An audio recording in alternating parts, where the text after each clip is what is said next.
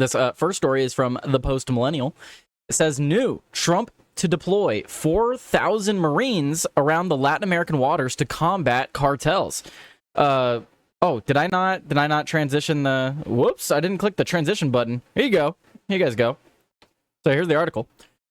So yeah, Trump's to deploy 4,000 Marines around the Latin American waters directly to combat the cartel. This is directly because of the cartels. So the Trump administration will be deploying an additional 4,000 Marines from the U.S. military in the waters around Latin America in order to combat the drug cartels. This is a new report according to CNN. So, citing two U.S. defense officials, the outlet reported that the move is part of a broader mission to ready military assets to target the drug cartels. A third person familiar with the plans told the outlet the additional military assets are aimed at addressing threats to U.S. national security from specially designated narco-terrorist organizations in the region.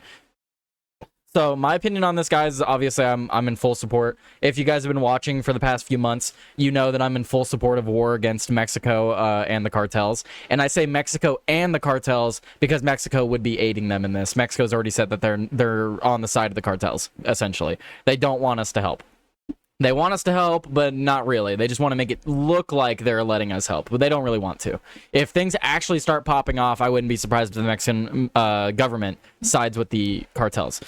So that's why I say Mexico and the cartels, but I'm absolutely in support of this. I reported, what was it, earlier this week, or possibly even last week, that Donald Trump had just signed, I think it was earlier this week, he had just signed a memo. Oh, geez.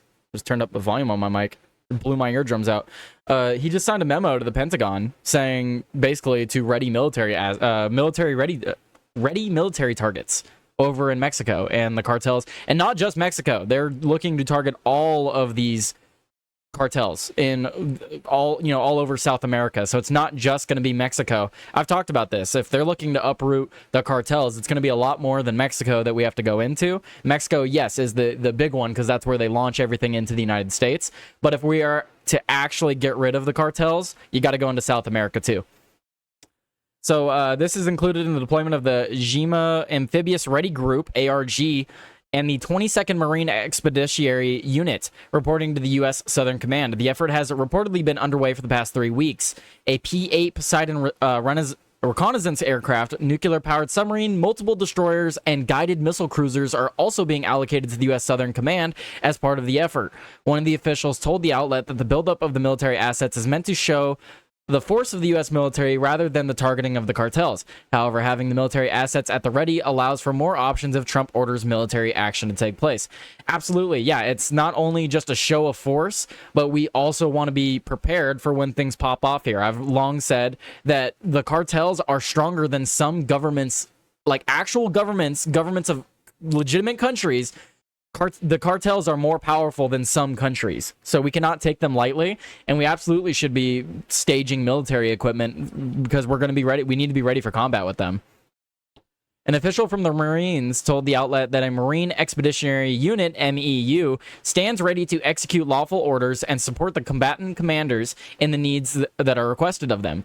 A memo from the Defense Secretary Pete Hegseth earlier this year instructed the Pentagon to seal our borders, repel forms of invasion, including unlawful mass migration, narcotics trafficking, human smuggling and trafficking, and other criminal activities, and deport illegal aliens in coordination with the Department of Homeland Security. Last week, it was reported by the New York Times that Trump signed a directive for the Pentagon to start using military force against some drug cartels in Latin America. So that's the article there. So yeah, we are actively. I mean, just look at the pattern here, guys. We started the year with designating them as terrorist organizations. We've been looking for mass deportations, looking into mass deportations. Mass deportations are being carried out to some degree. Some would argue that it's not being carried out to the extent that we want, but it is a lot more than we've seen in the past, 6, 7, 8 years. So we're doing better in that regard. The border has been sealed off in many ways. There's not nearly as many people coming across the border. If you just look at the news, it's all heading in the direction of We're sealing off our border. We're going to start kicking people out that shouldn't have been here, and we're going to start combating the cartels directly. It's been long overdue. These cartels have been just getting more and more powerful every year. You look at how much money they earned during the pandemic, and it's absolutely disgusting to think how many people were hurt by them making that much money. Like, they made billions, if not trillions of dollars during COVID. So they absolutely have a vast amount of wealth to combat us. And they are hiring ex-military from other governments. What was it? Colombia just had a war, and Mexico just arrested a bunch of Colombian militants that were hired by the cartel. Like, the cartels are hiring military, and they have military equipment. They have RPGs and all kinds of stuff. They have armored vehicles. So it's something that's not going to be easy, but it's something that we absolutely have to do, because it's an actual threat on our border. It's a terroristic threat on our border. We talk about all these other countries in the Middle East that actively want to hurt us. We literally have an enemy terrorist group on our border that actively wants to hurt us for profit. So let's target them.